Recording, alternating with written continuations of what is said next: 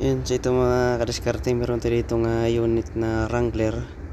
Yan, magpapalit muna tayo ng oil cooler nga dahil sa coolant leaking na nanggagaling dito sa kanyang oil cooler. Yan, so ito pagkakabisado mo siya, madali lang naman ito tanggalin. Hindi naman siya kadalian, pero medyo may kahirapan din siya pagka hindi natin kabisado. Pero pagkabisado na natin, medyo alam na natin kung paano natin tanggalin tong kanyang oil cooler. Yan, pero sa mga baguhan, so medyo mag-iingat lang tayo. Yan, ito kasi ang kadalasan na sakit ng 3.6 ng Chrysler na pag nagli-leaking ito, minsan sa loob, minsan sa labas. Minsan pag nag-leaking sa loob, no, mag-mix yung oil at saka water niya. Yan, so ito kasing leaking niya na sa labas, so madali nating nakita kaagad kung nasaan ang gagaling yung coolant leaking na sa ilalim.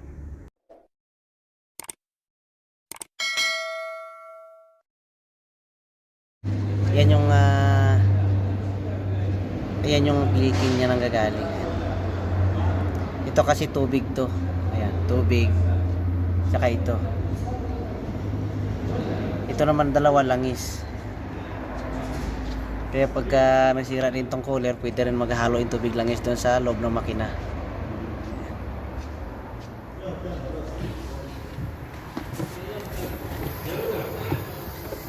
So yan naman yung, kaya pag nag-leaking, talagang pupunta siya doon sa likod ng makina. Ayan. Kaya yung pa nagkakamali dyan, pag oil na nag-leaking dito sa cooler, nagpapalit sila ng shop oil seal, nagpapalit sila kasi akala nila oil seal. Pero hindi nila alam na yung leak na nanggagaling dito sa kanyang oil cooler. Kasi madalas itong mga kadiskarte, ito yung madalas nasisira sa 3.6 na engine ng Chrysler.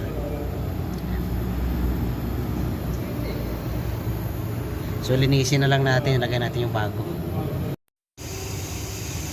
Yes, so ito na mga kadiskarte, nalagay na natin yung kanyang oil cooler na bago. Hindi na natin nilinis ng mabuti kasi baka mamaya makita ng customer na masyadong malinis, baka ampunin naman tayo. Oh my God! Wow! Baka ampunin tayo, mahirap na. Ayan.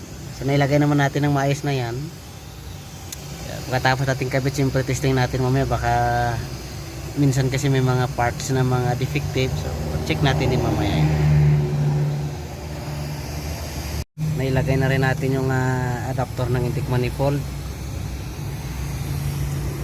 So ito lagi, wag nyo kalimutan lagi natakpan ito kasi nga minsan hindi natin masabi may nahuhulog ng mga ganito doon sa loob. Mga ganito kasi maluma na kasi ito. Minsan malutong na, minsan pag nasagi ng gloves, minsan nahuhulog sila sa mga butas, nagkakaroon ng problema. Kasi naranasan na natin yan, kaya alam na natin yan. Ayan. Kasi dati na ganyan ako. Yan, nahuhulog doon sa loob, kumalso sa may balbula. Naging palyado ang sasakyan, ang tagal ko siya nahanap. Kung anong problema. Ayan. Engine light unang naging problema, tsaka palyado nung nakita ko, nakakalang sa doon sa may balbula. Kaya ang balbula hindi na nagtaas baba. Ayan, ito. Lagi na lang naka-open. Ayan, buti natanggal ko siya. Ayan, nagiging normal. Kasi sa sobrang init, dumikit na doon siya sa balbula, hindi na siya natanggal. So, lagay na natin yung intake manifold. Okay na yan.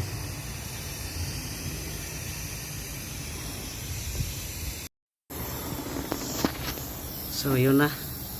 Yung mga kadiskarte, nabalik na natin lahat yung ating mga tinanggal.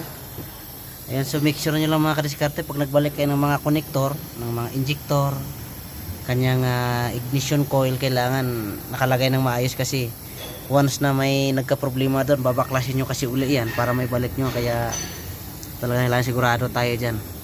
Kahit sabihin natin simpleng trabaho lang yan, mas doble ang trabaho pagka may na hindi tayo may nilagay ng maayos doon sa bandang loob. Kasi medyo mahirap din siya tatanggalin mga kadiskarte. Medyo may kahirapan din siya. Kaya sa mga hindi kabisado, medyo ingatan nyo lang ng maigi yung mga connector doon magtanggal kasi nababasag siya kasi medyo luma na. So ito, tingnan nyo lang yung yung coolant kasi na drain yan. Tsaka yung langis niya, check nyo sa ilalim kung may mix yung tubig at saka yung langis niya. bago nyo start. Kung wala naman, pwede nyo start, pero mas maganda change oil nyo rin kasi hindi natin maiwasan may mga dumi na nahuhulog sa butas. So ito yung nagiging leaking niya nung nakaraan. Kasama yan dyan hanggang mula sa taas yan dumadaloy pababa yung coolant. Yan, pag nakakita kayo ng leaking na ganyan,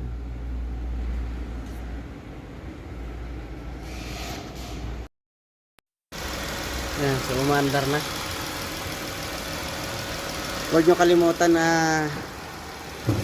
lahat ng mga 3.6 yan, may mga bleeder screw talaga yan nandun sa ilalim. Yung bleeder screw nya nandun sa thermostat, bleed nyo talaga yan para hindi mo overheat.